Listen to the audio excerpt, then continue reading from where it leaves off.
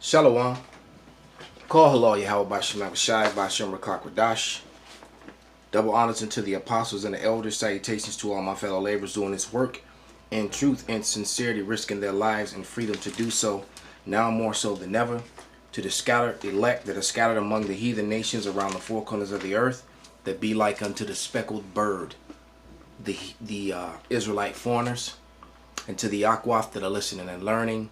To you I say Shalom. This is your brother Malcolm from the branch of the Great Millstone here in Chicago. And this is Ecclesiastes 12:3. And in the day when the keepers of the house shall tremble, and strong men shall bow themselves, and the grinders cease because they are few, and those that look out the windows be darkened. The door shall be shut in the streets when the sounds of the grinding is low, and he shall rise up at the voice of the bird, and all the daughters of music shall be brought low. And disclaimer, this is Fair Use Act, USC Code 17, I believe it is. This is, I'm not profiting from this. I'm using it for educational and informational uses only.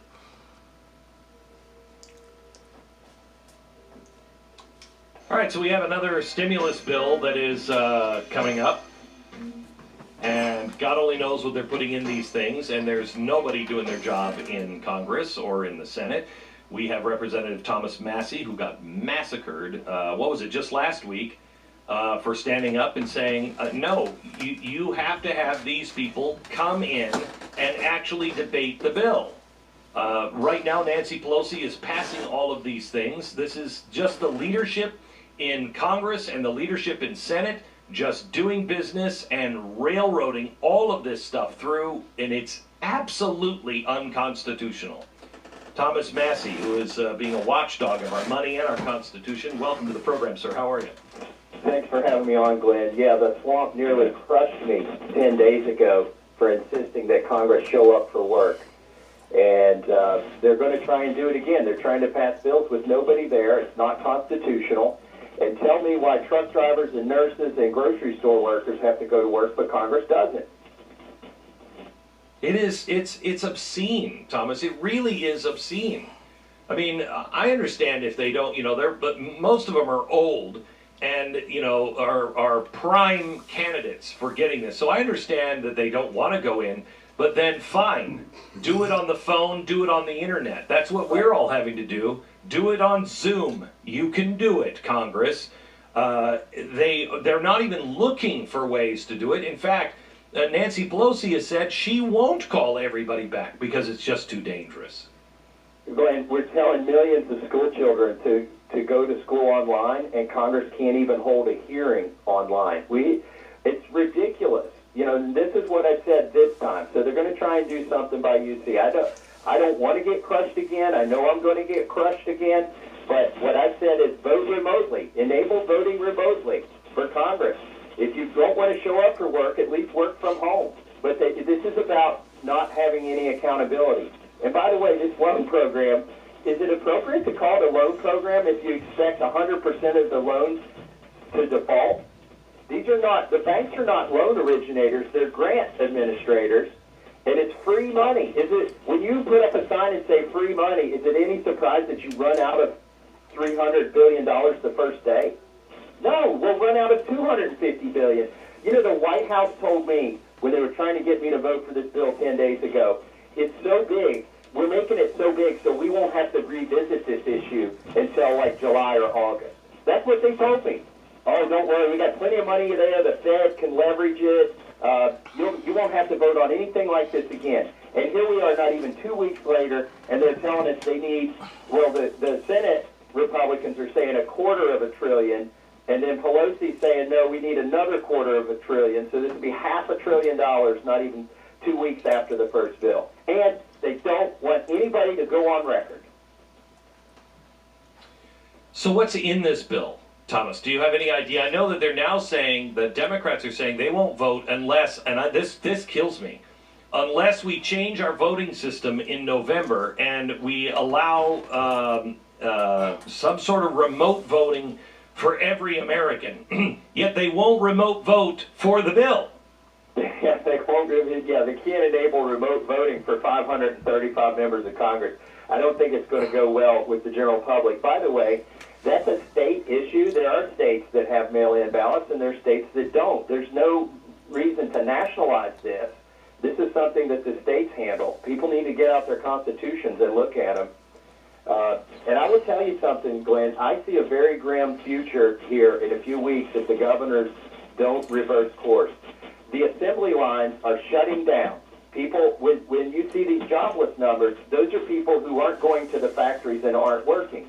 By the way, you know, we all like to think that the farmers are still working, and they are for the most part, but most of that food goes through a factory that has to be approved by the USDA, et cetera, before it gets to your table. And those factories are shutting down, Glenn. There were 6 slaughterhouses, like giant meat packers, that have shut down.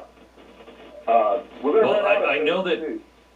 I know that the farmers are now buying up. I mean, I have cattle on my ranch. We're stocking up on food, making sure that you have enough so you're not selling your cattle, because there's no one to take the cattle and process the meat. I think we'll have meat shortages. I think because of lack of workers on the ground, there's lots of. I talked to a farmer yesterday in North Carolina, said he's ready to pull a crop up. He doesn't have anybody to do it, and he can't afford to pay anybody to do it because he's not sure he qualifies for the loan because he only hires people 2 months at a time, 3 times a year. Right, and what are they going to do? The loan still isn't going to make people come to work. You know, you've seen pictures of dairies pouring out milk. You're going to see pictures of cattlemen shooting their cattle and burying them because they can't afford. There's no feed to be had. And there's nobody that will process them. And meanwhile, you're going to have shortages in the supermarket. By the way, I've got a bill I introduced like 5 years ago to fix this called the Prime Act that would let local processors process meat, and you could sell it inside the state, and it would allow local processors to fulfill this need so that you don't have farmers killing animals instead of putting them in the food. Thomas, that is the kind of thinking that we need to get on. You know, Donald Trump was made fun of because America first, but that is all that is think globally, act locally. Every hippie understands that.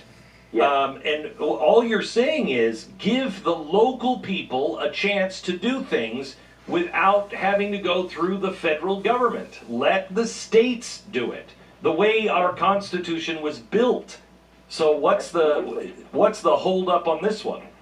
Well, you know, ironically, I have the hippies in Congress have co-sponsored my bill. It's a collection of conservatives and hippies, and the red tape is going to cause people to starve here in a few weeks.